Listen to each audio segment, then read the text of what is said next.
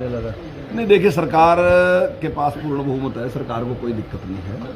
और जो मिले हमारे नहीं रहे अभी, जिनका स्वर्गवास हो गया, मेरी उसके लिए बहुत संवेदनाएं हैं। बहुत अच्छे इंसान थे, मुझे दुख है इस बात का, लेकिन सरकार के पास बहुमत है। देखिए, जो हमने आपसे कहा कि हम 10 की 10 सीटें जीतेंगे, तो अभी उसकी पूरी समीक्षा होगी, अभी तो मैं कह नहीं सकता, लेकिन बहुत अच्छी परफॉर्मेंस है बीजेपी की। निश्चित तौर से मैक्सिमम सीटें हम जीतेंगे। साइलेंट ही रहना चाहिए, अपने मन की बात बतानी चाहिए, क्योंकि सरकार भी जो है, जो संविधान के निर्माता है, उन्होंने भी कहा है कि गुप्त मतदान है। गुप्त का मतलब तो यही है कि किसी को पता ही नहीं चलना चाहिए मैं अपने मन की बात कर रहा हूं। तो निश्चित तौर से मैं अपना निर्णय लूं, सबकी बात सुनूंगा, और सबकी बात सुनने के बाद फिर मैं निष्पक्ष रूप से मेरे देश के हित में क्या चीज है उसके ऊपर मुझे निर्णय लेना चाहिए। मैं समझता हूँ सही है, बिल्कुल अच्छा है, बहुत अच्छा है। आपने वोट के बारे में कहा कि नुकसान होगा, फायदा होगा ज्यादा वोट का। मैं समझता हूँ वोट 100% पड़नी चाहिए, फायदा नुकसान की बात नहीं है। वो केवल उसका अधिकार नहीं, उसका कर्तव्य है कि वो अपनी राय प्रकट करे कि मुझे ये चीज सही है।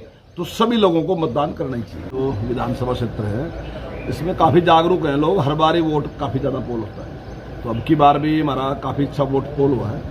तो मैं तो सभी जो हमारे हल्के के लोग हैं उनको बधाई देता हूँ इस बात के लिए कि, और लोगों को, दूसरों को भी उनसे प्रेरणा लेनी चाहिए।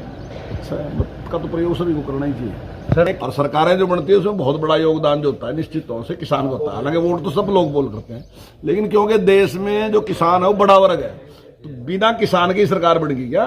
अगर ये 2 बार सरकार बन गई, तीसरी बार बनने लगी, तो उसके आशीर्वाद के भी नहीं बन रही क्या? सब लोगों का आशीर्वाद है तभी सरकार बनती है।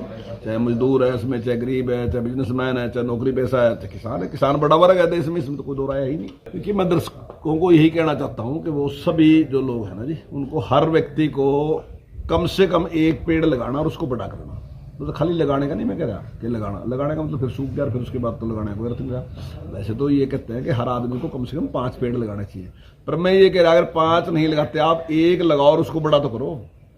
तो अगर हम सब के सब लोग भी ऐसा प्रयास करते हैं तो मैं समझता हूँ उससे जागरूकता आएगी। आने वाले टाइम में 5 लगाने वाले भी आ जाएंगे लोग, पर कम से कम 1 लगाने वाला पहले शुरू तो करे ना जी। 1 पेड़ लगाना, उसकी देखभाल करना, उसकी चिंता करना। और पेड़ है तो जीवन है, ये मान के चलो। अगर पेड़ नहीं रहेगा ना जी, तो आपको किसी दुश्मन की जरूरत नहीं, आप अपने आप ही मर जाओगे, कोई नहीं बचने वाला है। क्योंकि ना ऑक्सीजन होने की, ना बारिश होने की, ये सारी चीजें गड़बड़ हो जाएंगे आहिस्ता आहिस्ता। हमारे पूर्वजों ने जो अच्छे काम किए उन्होंने लगाए ना, अभी तो हम उनकी खैर है, जो उन्हें लगाया था उसकी खैर है अभी तक। तो आगे भी इससे में हमारे बच्चे भी सुरक्षित रहे, उसके लिए जरूरी है कि हम भी पेड़ लगाएं। नहीं तो फिर अगर हम नहीं इसकी चिंता करेंगे तो परिणाम भुगतने पड़ेंगे।